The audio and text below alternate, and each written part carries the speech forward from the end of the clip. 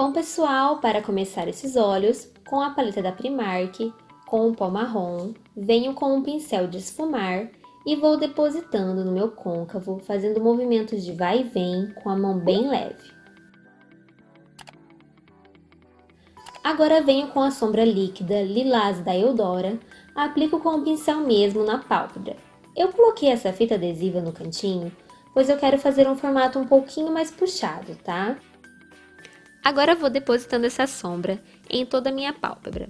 Olho para cima para fazer uma leve marcação e eu consegui preencher essa marcação com a sombra.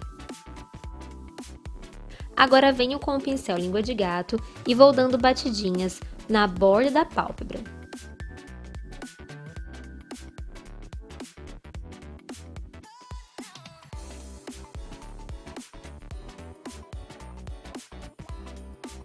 Agora venho com esse pó preto e um outro pincel de esfumar e deposito esse pó na lateral. Vou esfumando e dando leve batidinhas. Pego o pincel língua de gato e com esse pincel vou fazendo a transição também. Mas também pego essa sombra preta e eu levo ela lá no meu côncavo. Tiro a fita adesiva e olha como já ficou esse olho, meu povo, levanta o olhar. Nossa, eu amo esse efeito. Agora tudo que eu fiz em cima, praticamente eu vou fazer embaixo também.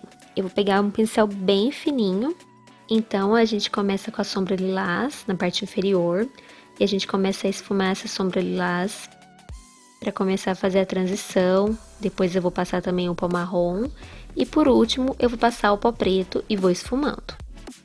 Agora venho com essa máscara de cílios da Avon, pois não pode faltar uma máscara de cílios nessa make, né, gente? E para finalizar, eu venho com essa cola da Macrylan e cílios postiço, lógico, porque essa make merece cílios postiços.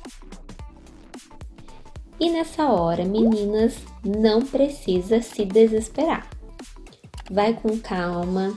Faz tudo bem tranquilo, que vocês vão conseguir colocar os cílios e vai ficar um arraso.